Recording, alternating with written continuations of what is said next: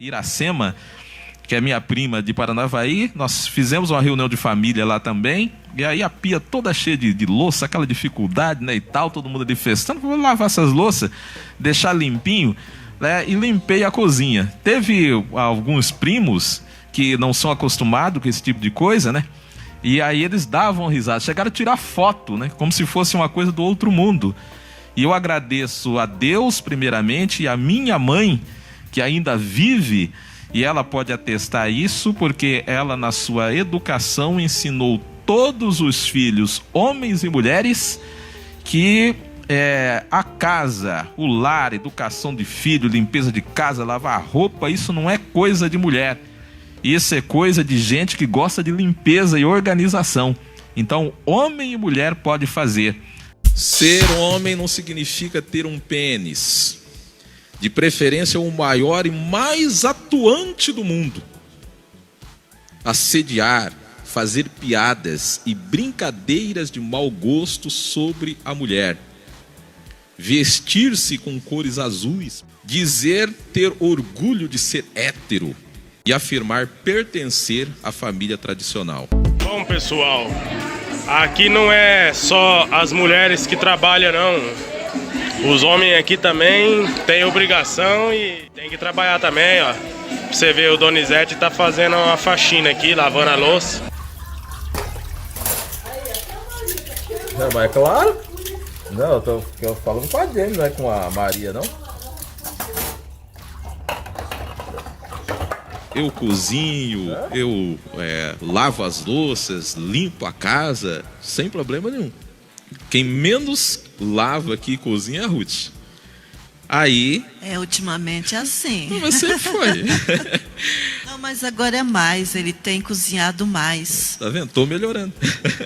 Estereótipo é um conceito ou imagem pré-concebida, padronizada e generalizada, estabelecida pelo senso comum, sem conhecimento profundo sobre algo ou alguém. Estereótipo é usado principalmente para definir e limitar pessoas quanto à aparência, naturalidade e comportamento. Devemos viver a nossa vida, as relações, sem preconceito, sem a preocupação de estar enquadrado no que a sociedade ou outro homem vai pensar de mim.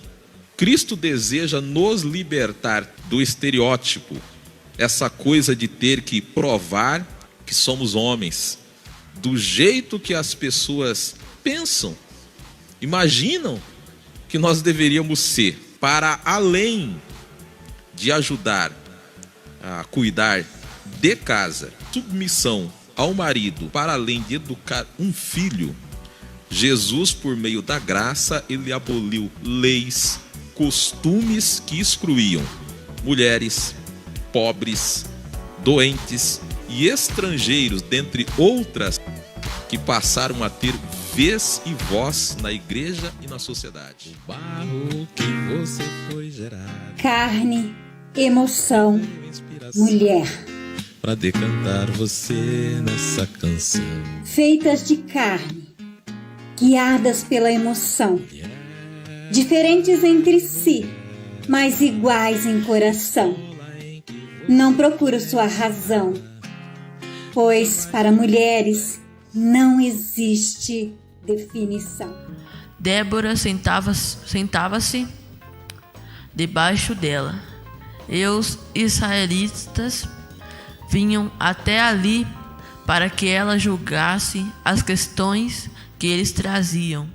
Outra questão que às vezes não resulta em morte, mas é tão grave quanto o feminicídio, são os crimes ocultos entre quatro paredes, nas igrejas e nas residências das famílias tradicionais, a chamada violência doméstica. Em 2018, o Brasil atingiu o recorde de registro de lesões corporais dolosas em decorrência de violência doméstica. 263 mil casos ocorreram no Brasil. Também em 2018, o Brasil registrou recorde de estupros. Foram 66 mil vítimas, 82% eram mulheres, sendo que 54% delas tinham menos que 13 anos de idade. Cerca de 76% delas foram estupradas por um conhecido. Esses dados estão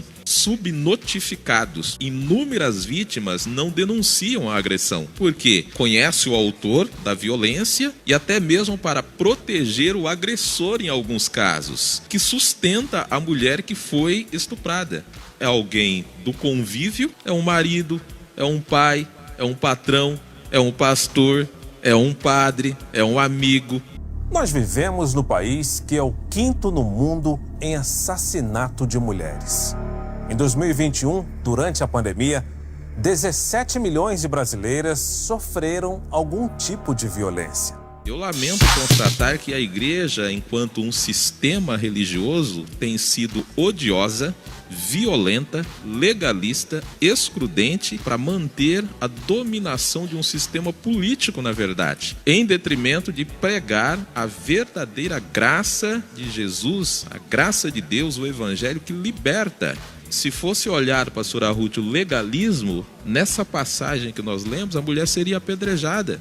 Legalmente falando, poderia fazê-lo, mas Jesus preferiu fazer de outro modo. Se somos igreja de Deus, devemos aprender e compreender que não se constrói uma sociedade com legalismo, com ódio, com violência, com exclusão. Como é que se constrói essa sociedade?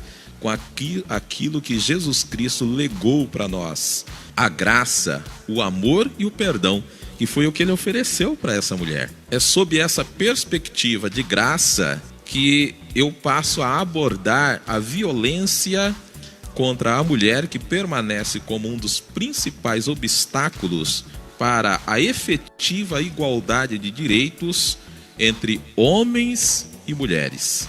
Feminicídio. Desde março de 2015, a legislação brasileira ela prevê penalidades mais graves para homicídios que envolvam violência doméstica e familiar, menosprezo, discriminação à condição de mulher.